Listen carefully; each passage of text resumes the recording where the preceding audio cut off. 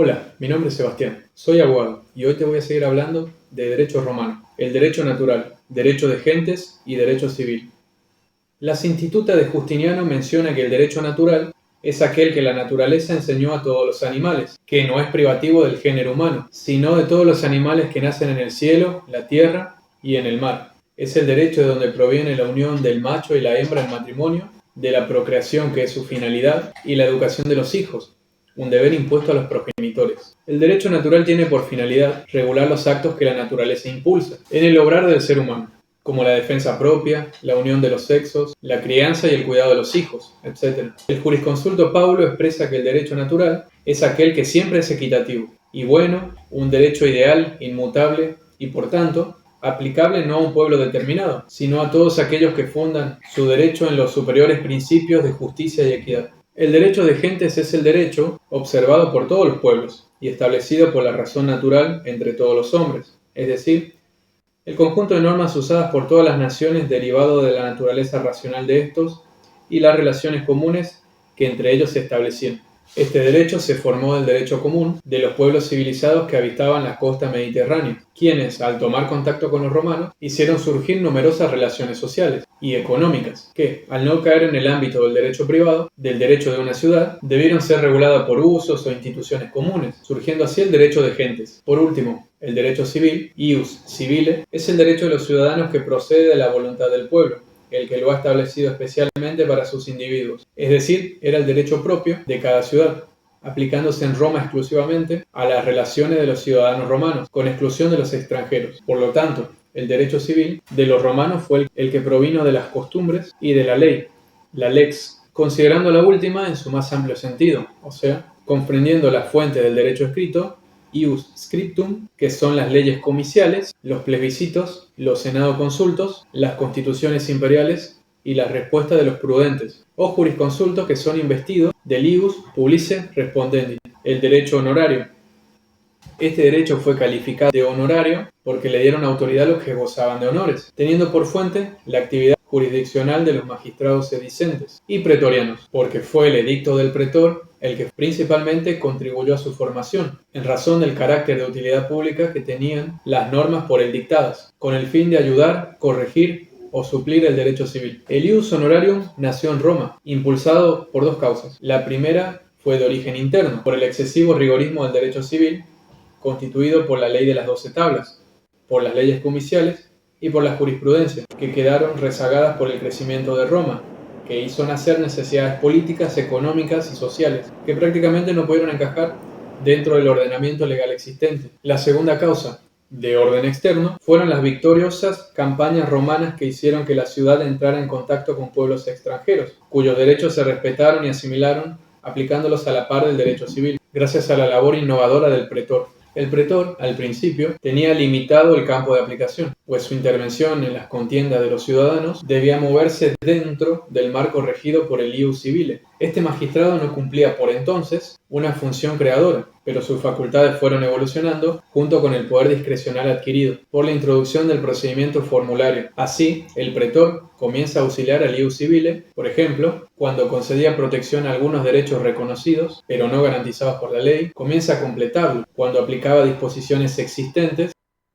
para casos no previstos por la legislación civil y comienza a corregirlo, en caso de crear una norma nueva, enfrentando las disposiciones expresas del ius civile. El edicto del pretor fue el punto de partida para el surgimiento del ius honorarium. Sin embargo, la jurisdicción de este magistrado abarcaba solamente las cuestiones que se suscitaban entre los ciudadanos romanos, pero el crecimiento de la ciudad y del comercio internacional hicieron nacer relaciones jurídicas entre ciudadanos y extranjeros, y entre extranjeros recíprocamente, lo que hizo necesario el establecimiento de una magistratura especial, que fue el pretor peregrino. El pretor peregrino no pudo, como su colega, aplicar el ius civile, que era exclusivo para ciudadanos, por lo que debió acudir al derecho de gentes, el cual era común a todos los pueblos civilizados. Y así, el pretor urbano, influido por su colega, cayó en cuenta de la necesidad de introducir en sus edictos los principios e instituciones establecidos por el derecho de gentes. Y entonces, por vía del derecho honorario, se introdujo la equitas, la equidad, hacia la esfera del ius civile. Aequitas significa equidad, una categoría formada por la jurisprudencia romana que permitía en ocasiones flexibilizar la aplicación de la ley y entonces en nombre de la equitas, incluso desplazar la legislación vigente. Por entonces en Roma existieron dos sistemas jurídicos que rigieron paralelamente la vida social de sus habitantes, el ius civile y el ius honorarium. El primero tenía prioridad de origen y el arraigo de la tradición. Sin embargo, el derecho pretorio fue de a poco infiltrándose, pues sus normas tienen como fuente de innovación a la equidad, lo que resultaba más adecuado a las necesidades impuestas por la convivencia entre los ciudadanos. Derecho normal, derecho singular, privilegium y beneficium.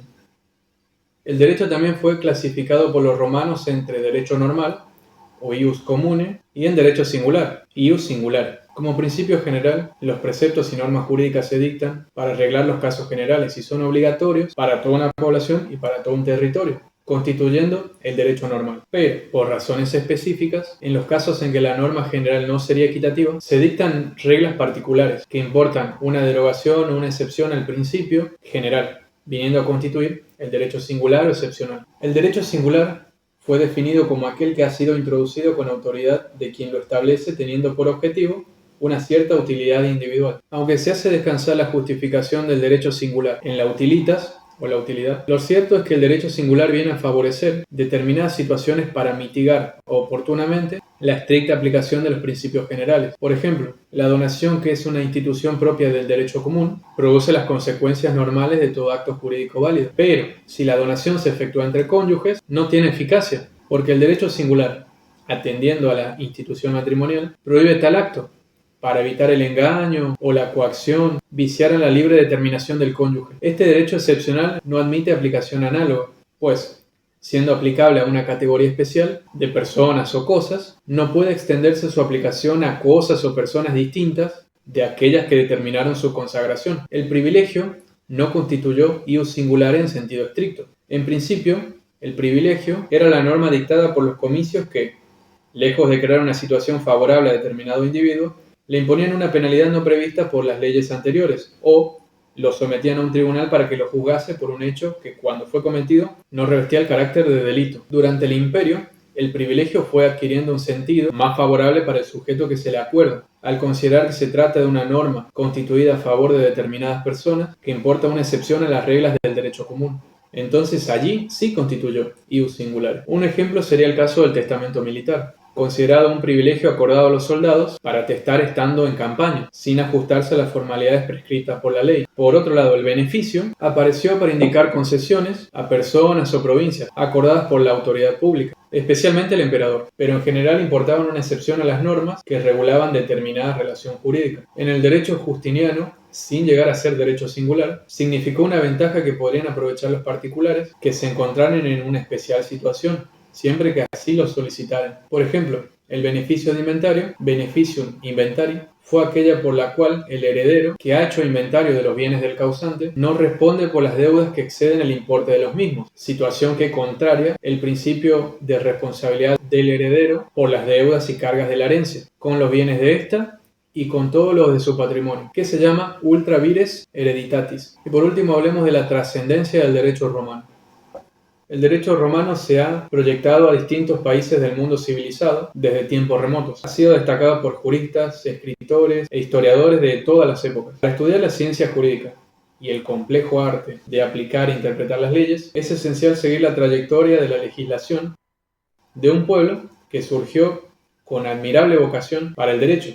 y vio nacer a los juristas más importantes de todos los tiempos. La supervivencia de las instituciones jurídicas romanas es de admirar, lo que ocurrió no solo por la dominación de los pueblos conquistados por Roma, sino también gracias a aquellos pueblos ajenos a la vida romana que recibieron sus construcciones normativas. Y es esa infiltración de la legislación romana en pueblos de diversa etnia y la más variada idiosincrasia lo que demuestra que el derecho romano constituye la razón escrita por excelencia. Así es que el derecho romano trascendió sus fronteras, se convirtió en un derecho universal y perdura a través de los siglos. Y como siempre, si el video te ha gustado, dale like, suscríbete,